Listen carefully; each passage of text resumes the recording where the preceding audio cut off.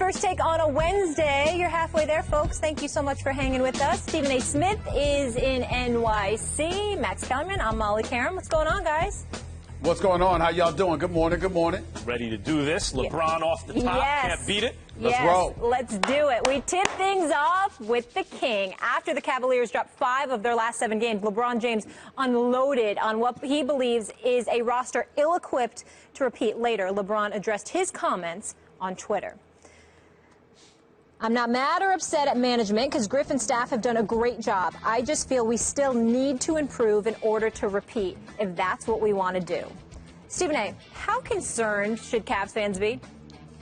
Well, they should be very, very concerned. Number one, LeBron James is lying. And number two, and more importantly, he's absolutely right about what he's saying. He's lying about the fact that he's not upset. He's upset. He's frustrated because he recognizes in his mind anyway that the level of commitment that he put forth towards pursuing a championship is not shared by management in his mind and in his eyes. He's thinking about the fact that, again, you let Matthew Dellavedova walk away in the offseason. You had a $9 million trade exception or something along those lines. I don't know if it was that much, but you did have a trade exception that you didn't use as efficiently as you could have. He's thinking about the absence of personnel, the absence of depth, the pressure that it puts on all the bodies, particularly in the starting lineup. And he's saying what's going on here. More importantly, what he's also saying, Max, is this. I'm the dude that's been to 6 consecutive NBA Finals. Granted, I'm a 3-time champion.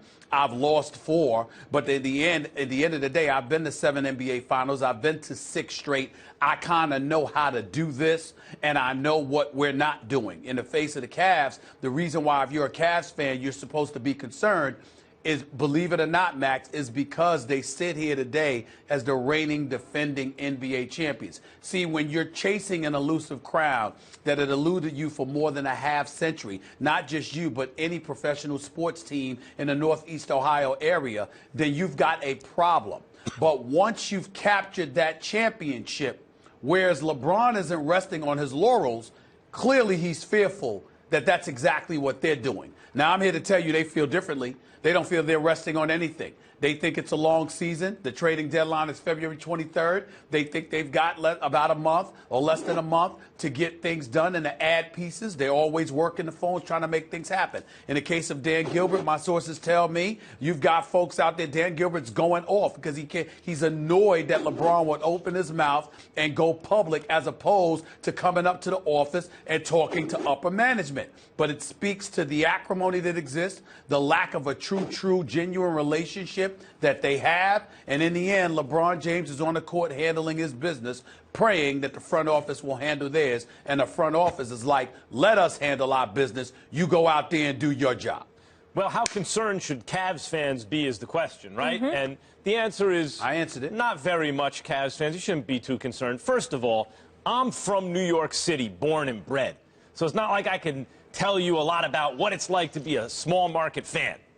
But my uncles, brothers, cousins, roommates, sisters, brother-in-law tells me, in other words, I don't know, Stephen A. The point is, from everything I can gather, I don't know, I'm not from I'm from New York. I don't know what to tell you. I got you. From everything I can gather, if you root for a small market team, and it's not the San Antonio Spurs or some team like that. In other words, it's a genuine small market team like Cleveland that until the very recent past has never been able to attract a top-notch free agent, etc. If you root for a team like that and they just won a championship, they just went to 2 finals and won a championship, you ain't going to be complaining about too much. You don't have too much to be concerned about in the first place. Then in the second place, you say, yeah, but we have LeBron James. If you root for Cleveland now, we should be concerned because LeBron and Kyrie and Kevin Love, we can win another championship. Well, let's talk about what really were the expectations heading into this season. The expectations of most is that were that the Cavs would get to the finals, where they would likely lose to a Warriors team that took them 7 games and going down to the last possessions of the game, and now just added Kevin Durant. Took away Bogut, but added Kevin Durant. So the expectation was eventually they would fall in the rubber match to the Golden State Warriors. The expectations haven't changed. So if you're a Cavs fan, how concerned should you be? You just went to 2 finals, you won 1. The expectations on your season success haven't changed. It's not like anyone thinks anyone in the East is going to knock out the Cavs now. I don't think they should be too concerned, tell you the truth, if you're a Cavs fan. Well, it depends on how you look at it. I mean, first of all, you got to take things into consideration. Number one, Max, because they're a small market team, even though the rules have changed and it's facilitated small market teams being able to compete with the bigger market teams or whatever, because everybody's getting paid in the NBA these days, the fact of the matter is that you have the greatest player in the world. There's a window here as it pertains to him. And also keep in mind that he's a guy that can be a free agent after next season. And so he can ultimately decide to leave again. As it pertains to worries and concerns that the Cavs fans should have, you would like to believe that the David Griffins and the Dan Gilberts of the world, more so Dan Gilbert, because David Griffin just goes about the business of doing his job, but a Dan Gilbert, LeBron James marriage, that somehow, some way, they can make sure to avoid any kind of friction. Because, again, if you're Dan Gilbert, you delivered on your promise to bring a championship to Cleveland, just like LeBron did, because LeBron might have went out there and played, but you clearly went out there and paid. You paid Tristan Thompson in excess of $80 million. You gave Kyrie Irving in excess of $90 million. You gave Kevin Love in excess of $113 million. You sat up there and gave LeBron his money. You paid J.R. Smith, etc. And so when you look at it from that perspective, they both did their jobs. As a result, Dan Gilbert could sit back and say, well, you know what?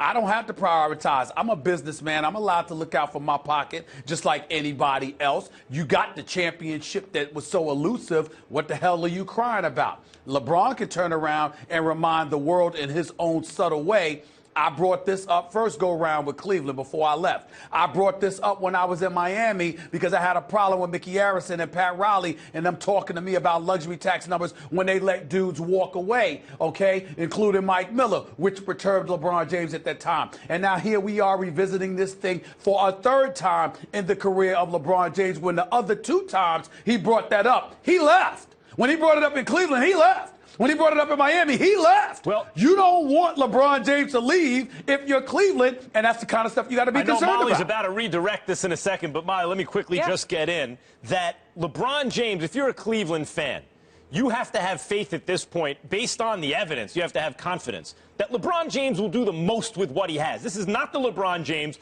who was so awesome early in his career he could drag an under-talented squad to the finals where he lost, or once he got with a talented squad, choked under pressure and choked away fourth quarters in the finals against the Mavs team they should have beaten.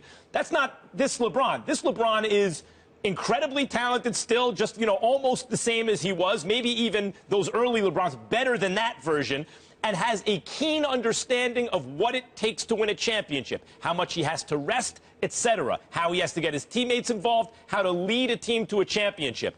And that includes personnel ideas, what he needs. You know, it includes evaluating the pieces around him. So if you're a Cavs fan, rest assured, LeBron not only knows what the team needs and will pressure the front office, but whatever he has, he will take it as far as it can possibly go, as he did 2 years ago without Love and Kyrie, and as he did last year. That's not even relevant. I mean, why is that not relevant? Think about what you're saying. Hold on, let me explain. Think about what you're saying to Cavs fan. We're sitting up here debating this subject. You know what you just said to the Cavs fan, Max Kellerman? Be happy with what you get. That's right. Because LeBron is going to do the best that he can. He Come will on, man. do the best that can be done. Wait a minute. Nobody's debating that. The issue is that LeBron is saying he can only do but so much on the court. He needs management to go up there and get him an extra piece. Everybody knows that LeBron's going to do the best he can. Think about that. You're sitting here and saying the Cleveland Cavaliers fan, you know what? LeBron's going to do the best he can. That doesn't work for anybody. No, LeBron's going to do the best he can, and the best he can is the best that can be done. That includes personnel decisions, which he will get done. That includes taking a group as far as it can possibly go. Now, if the Warriors are just better and nothing can overcome it, all right, Cavs fans, you went to 3 and you won 1. That might be the way it has to be.